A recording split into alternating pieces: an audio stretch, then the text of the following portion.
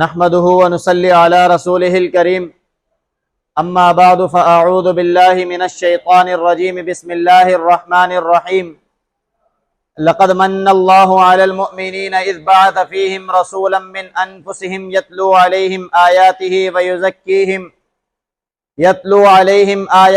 ويزكيهم ويعلمهم الكتاب والحكمة وإن كانوا من قبل لفي ضلال مبين صدق الله العلي العظيم ونحن على ذلك لمن الشاهدين والشاكرين والحمد لله رب العالمين۔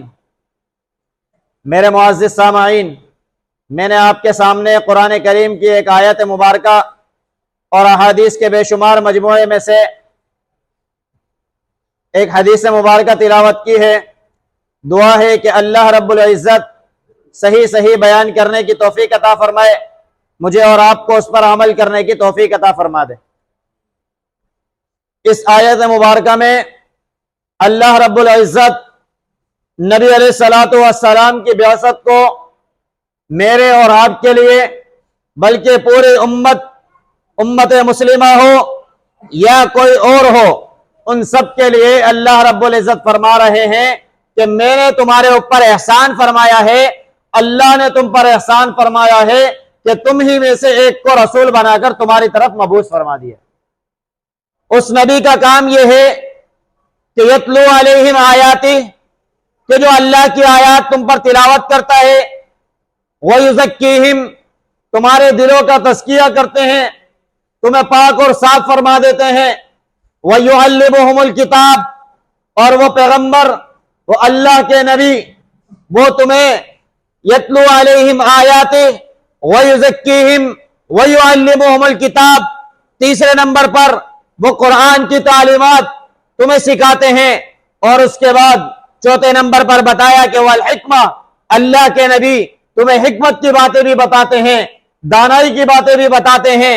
وَإِن كَانُوا مِن قَبْلُ لَفِي ضَلَالٍ مُبِينٍ، اے معاشرے والو، اے سننے والے لوگوں، اے اللہ کے بندو، جان لو کہ تم اس نبی کے آنے سے پہلے کھلی گمراہی میں تھے۔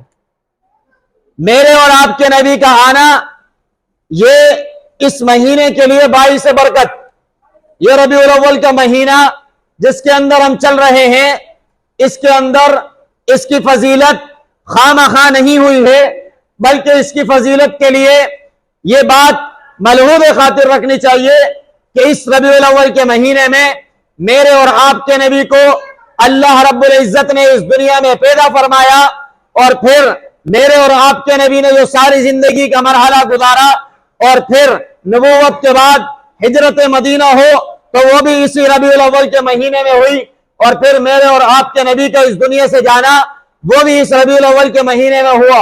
گویا کہ یہ ربیع الاول کا مہینہ میرے اور آپ کے پیارے نبی حضرت محمد مصطفیٰ صلی اللہ تعالی علیہ وسلم کی پوری زندگی کو احاطہ کرنے والا مہینہ۔ اس لحاظ سے اس ربیع الاول کے مہینے کی فضیلت، اہمیت مسلمانوں کے دلوں میں اور ہر اہل ایمان کے دل میں پائی جاتی ہے، جو اس مہینے کو عقیدت کی نظر سے دیکھتے ہیں، احترام کی نظر سے دیکھتے ہیں۔ لیکن بات یہیں تک نہیں رہنی چاہیے، اس کی حد کو یہاں مقرر نہیں کرنا چاہیے۔ ابھی ہوتا یہ ہے کہ ربیع الاول کا مہینہ آتا ہے تو اس مہینے کو نبی علیہ السلام کی سیرت بیان کرنے کے ساتھ خاص کر دیا جاتا ہے، نبی علیہ السلام کے اخلاق اور کردار بتانے کے ساتھ خاص کر دیا جاتا ہے، نبی علیہ السلام کے صبح اور شام بیان کیے جاتے ہیں، میرے اور آپ کے نبی کے گھریلو ماحول کا ذکر کیا جاتا ہے، میرے اور آپ کے نبی کے صحابہ کے ساتھ تعلقات جو تھے اس کو بیان کیا جاتا ہے۔ لیکن یہ فقط اس ایک مہینے کے لیے نہیں ہونا چاہیے، اس ایک ہفتے کے لیے نہیں ہونا چاہیے، بلکہ میرے اور آپ کے نبی اللہ رب العزت نے نبی علیہ السلام کی بعثت کو کسی مہینے، کسی دن، کسی ایام کے ساتھ خاص نہیں کیا، بلکہ فرمایا کہ لَقَدْ مَنَّ اللَّهُ عَلَى الْمُؤْمِنِينَ إِذْ بَعَثَ فِيهِمْ رَسُولًا مِّنْ أَنفُسِهِمْ، کہ اللہ نے تمہارے اوپر تمہیں میں سے پیغمبر کو مبعوث فرما دیا ہے، اور یہ اللہ کا تم سب پر احسان ہے۔ تو اللہ کا احسان چند دن، چند لمحے اور چند مہینوں کے لیے نہیں ہے، بلکہ پوری کی پوری زندگی کے لیے ہے۔ میرے اور آپ کے نبی کی زندگی کو اٹھائیں، تو میرے نبی کی پہلے دن کی زندگی ہو یا آخر دن کی زندگی ہو، وہ اللہ رب العزت کی وحدانیت کے پھیلانے میں گزری ہے۔ میرے اور آپ کے نبی اس دنیا میں آنے سے پہلے ہی اپنے والد کے سائے سے محروم، پھر اس کے بعد 6 سال کی زندگی کے بعد والدہ بھی اس دنیا سے چلی جاتی ہیں، پھر 2 سال اپنے دادا جان کی پرورش میں رہنے کے بعد 8 سال کی عمر میں دادا جان بھی چلے جاتے ہیں، پھر اپنے چچا ابو طالب کی پرورش میں زندگی گزارتے ہیں اور شام کی طرف 12 سال کی عمر میں سفر کرتے ہیں۔ تو وہاں پر رہنے والے راہب وہ بھی پہچان لیتے ہیں، وہ عیسائیوں کے رہنما بھی پہچان لیتے ہیں کہ آپ کے ساتھ یہ کون ہے؟ کہا کہ یہ میرا بھتیجا ہے، اس کو میں اپنے ساتھ لے کر آیا ہوں۔ کہا اس کو سفر میں آگے نہ لے کے جانا، دشمن اس کو نقصان پہنچا دیں گے۔ وہ عیسائی پہچان رہے ہیں اور راہبین پہچان رہے ہیں، یہ امت کا خیر خواہ ہے، یہ پیغمبر ہے، یہ آنے والے وقت کا نبی ہے۔ کیا تھا؟ کیا میرے نبی تو یہ اعلان فرما رہے تھے؟ میرے نبی اپنی زبان سے کچھ کہہ رہے تھے؟ کچھ نہیں کہہ رہے تھے۔ میرے نبی کا چہرہ، میرے نبی کا کردار، میرے نبی کے اخلاق، میرے نبی کا چلنا پھرنا، میرے نبی کا رہن سہن میرے نبی کی نبوت کا اقرار کر رہا تھا، میرے نبی کی نبوت کا اعلان کر رہا تھا، جس سے سب کو معلوم ہو رہا تھا۔ آج کیا ہو رہا ہے کہ یہ امت مسلمہ جو اس نبی کے ماننے والے ہیں، اس نبی کی زندگی کو اپنے لیے اوڑھنا بچھونا بنانے والے ہیں، اس نبی کی زندگی کی تعلیمات کو اپنی زندگی میں روشنی اور چراغ تصور کرنے والے ہیں، لیکن پھر بھی اس نبی کی زندگی سے روشنی نہیں لیتے، اس نبی کی زندگی کو چراغ نہیں بناتے، اس سراج منیرہ کو نہیں اپناتے کہ اس نبی نے کیسے معاشرے کو روشن کر دیا۔ اللہ فرما رہے ہیں کہ میں نے حکمت کے لیے بھیجا، میں نے قرآن کی تعلیم کے لیے بھیجا، میں نے تمہارے تزکیے کے لیے بھیجا، میں نے تمہارے پاس رسول بنا کر بھیجا۔ اس سے پہلے تو تم کھلی گمراہی میں تھے، اس سے پہلے تمہیں پتہ ہی نہیں تھا کہ تم کیا شے ہو، تمہاری قدر کیا ہے، تمہارا کام کیا ہے۔ جب اللہ نے تمہیں پیغمبر کے ذریعے یہ ساری تعلیمات دی، اللہ نے تمہیں یہ بتایا کہ تمہارا مقام کیا ہے، اللہ نے تمہیں یہ احساس دلایا کہ گھریلو زندگی کیا ہے، اللہ کے نبی نے یہ ساری چیزیں میرے اور آپ کے سامنے لا کر رکھ دی۔ اب کیا چیز آڑے آتی ہے، کیا چیز ہمیں منع کرتی ہے کہ ہم اس نبی کی سیرت کو نہ اپنائیں، اس نبی کے کردار کو نہ اپنائیں، جس نبی نے سراپا رحمت بن کر صحابہ کی تربیت کی، جس نبی کی سراپا رحمت کی وجہ سے سارے کے سارے لوگ مسلمان ہوتے چلے گئے۔ وہ بوڑھی عورت کا واقعہ سنا ہوگا، میرے نبی کے خوف کی وجہ سے کہ کوئی محمد ہے، وہ اپنا جادو چلاتا ہے اور سارے اس کی باتیں مان کر اپنے آباء و اجداد کے دین کو چھوڑ دیتے ہیں۔ وہی محمد الرسول اللہ اس بوڑھی عورت کا پوٹلا اپنے سر پر رکھ کر اس کے ساتھ سفر کرتے ہیں، آخر میں جب نام بتاتے ہیں میرے نبی کے اخلاق کردار کی وجہ سے وہ مسلمان ہو جاتی ہے۔ پھر آنے والے وقتوں میں بھی دیکھ لیں، یہ فتح مکہ ہو، صلح حدیبیہ ہو، اسی طریقے سے غزوہ حنین کو دیکھ لیں کہ جب نبی علیہ الصلوۃ والسلام کے صحابہ سارے کے سارے تقریباً 12,000 کی تعداد میں کفار کے اوپر حملہ آور ہوتے ہیں، کفار کی تعداد بھی کم ہے، 4,000 تعداد ہے، لیکن بعض کے اندر یہ بات آ گئی تھی کہ اب تو ہم طاقتور ہو گئے، اب تو ہماری طاقت بڑھ گئی ہے۔ اللہ نے اس پر پکڑ فرما لی اور مخالفین نے چاروں طرف سے ان پر حملہ کیا اور مسلمانوں کو تتر بتر کر دیا، علیحدہ علیحدہ کر دیا۔ نبی علیہ الصلوۃ والسلام تنہا ہوتے چلے گئے۔ نبی علیہ الصلوۃ والسلام یہ صدائیں لگانے پر آ گئے کہ انا ابن عبد المطلب انا النبی لا کذب، کہ میں عبد المطلب کا بیٹا ہوں، میں اللہ کا نبی ہوں، میں جھوٹا نہیں ہوں۔ حضرت ابن عباس، حضرت عبداللہ بن عباس یہ بات سنتے ہیں اور نبی علیہ الصلوۃ والسلام کی طرف لوگوں کو جمع فرماتے ہیں کہ لوگوں آؤ، پیغمبر کو کہاں چھوڑ کر جا رہے ہو، پیغمبر کے پاس جمع ہو جاؤ، پیغمبر کی حفاظت کرو۔ وہ پیغمبر پھر جب فتح یاب ہو جاتے ہیں، اللہ رب العزت ان کو اس غزوہ حنین میں فتح دے دیتے ہیں، تو کافی سارا مال غنیمت آتا ہے، کافی سارے غلام آ جاتے ہیں۔ اللہ کے نبی کے پاس کچھ رشتہ دار غلامی کی صورت میں آتے ہیں، اللہ کے نبی صلہ رحمی کرتے ہوئے آزاد فرماتے ہیں۔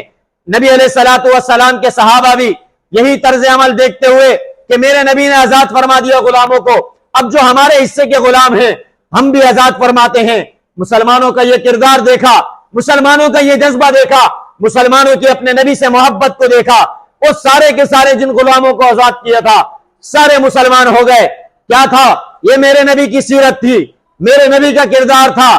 آج کیا ہو رہا ہے کہ ہم جس نبی کے ماننے والے، جس نبی کے اخلاق کی وجہ سے لوگ اسلام میں داخل ہوتے تھے، آج اس نبی کے ماننے والے اخلاق سے عاری ہو رہے ہیں۔ کسی کے ساتھ بات کرنا چاہیں، لوگ بات سننے کو تیار نہیں ہو رہے۔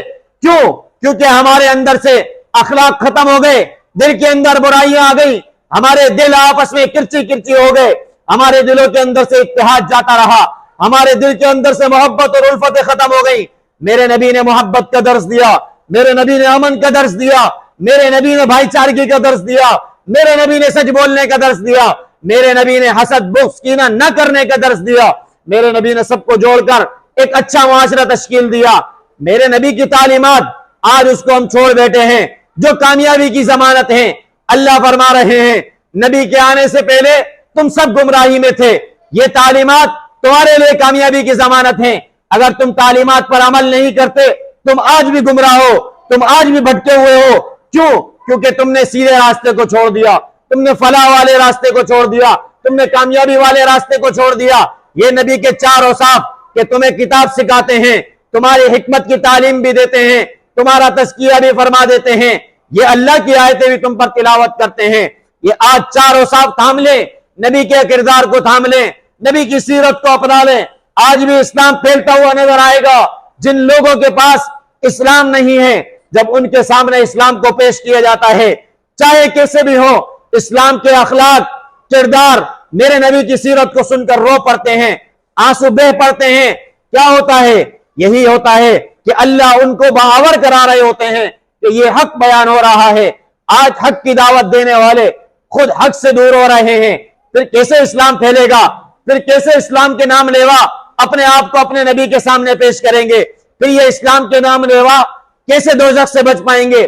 پھر یہ اسلام کے نام لیوا نبی علیہ السلام کی محبت کا اعلان کرنے والے کیسے پورے صراط کو پار کر پائیں گے؟ پھر یہ کیسے اپنے لیے جنت میں مقام بنا پائیں گے؟ پھر یہ کیسے کامیابی کی طرف گامزن ہوں گے؟ جب دنیا میں دلدل میں پھنسیں گے تو آخرت میں دلدل سے نہیں نکل سکیں گے۔ یہ دنیا آخرت کے لیے کھیتی ہے، اس کو استعمال کریں، اس میں اچھے کام کریں، اس میں نیکی کے کام کریں۔ جو قرآن بتا رہا ہے یہی میرے نبی کے اخلاق ہیں، جو قرآن کہہ رہا ہے یہی میرے نبی کی سیرت ہے۔ جو قرآن کہہ دے وہ حرف آخر سمجھ لیں، دنیا بھی کامیاب ہو جائے گی، آخرت بھی کامیاب ہو جائے گی۔ اس دنیا میں بھی سرخروئی ہو جائے گی، آخرت میں بھی سرخروئی مل جائے گی۔ اس دنیا میں بھی اللہ اور اللہ کے نبی راضی ہو جائیں گے، اور آخرت میں بھی میرے نبی اور آپ کے نبی راضی ہو جائیں گے۔ اللہ رب العزت اس دنیا اور آخرت کے اندر اپنی رضا والے فیصلے میرے اور آپ کے ساتھ فرما دیں گے۔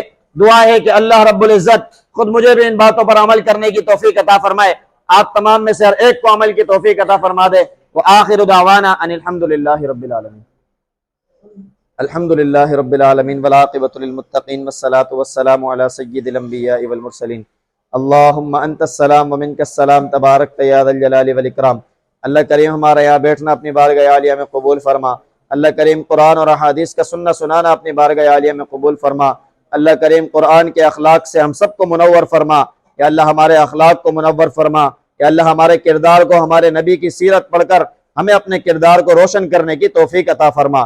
یا اللہ جہاں جہاں مسلمان پریشان حال ہیں، بیمار ہیں، مصیبت زدہ ہیں، تکلیفوں میں ہیں، یا اللہ تمام کی بیماریوں کو، پریشانیوں کو، تکلیفوں کو، مصیبتوں کو دور فرما۔ اللہ کریم قبلہ اول بیت المقدس کی حفاظت فرما۔ اللہ کریم حرمین شریفین کی حفاظت فرما۔ اللہ کریم ملک پاکستان کی حفاظت فرما۔ اللہ کریم ہمارے ملک کو امن کا گہوارہ بنا۔ اللہ کریم ہمارے ملک کو عدل و انصاف کا گہوارہ بنا۔ اللہ کریم ہمارے ملک میں اسلامی تعلیمات کا ماحول یا اللہ ہم سب کو فراہم فرما۔ یا اللہ اس کے لیے ہم سب کو جد و جہد کرنے کی توفیق عطا فرما۔ یا اللہ ہماری بہن ڈاکٹر عافیہ صدیقی کو جلد رہائی عطا فرما۔ یا اللہ اس کے لیے ہم سب کو جد و جہد کرنے کی توفیق عطا فرما۔ یا اللہ جتنے بے روزگار ہیں یا اللہ تمام کو حلال طیب روزگار عطا فرما۔ یا اللہ جتنے برسر روزگار ہیں یا اللہ ان کے روزگار میں، کاروبار میں، گھر بار میں خیر و برکت عطا فرما۔ یا اللہ جتنے پیارے ہمارے اس دنیا سے چلے گئے یا اللہ سب کی کامل بخشش فرما۔ یا اللہ سب کی قبروں کو منور فرما۔ یا اللہ سب کو جنت الفردوس میں اعلیٰ مقام عطا فرما۔ اللہم رب ارحمہما کما ربیانی صغیرا، وصلی اللہ تعالی علی رسول خیر خلقہ محمد وعلی آلہ واصحابہ اجمعین، آمین برحمتہ۔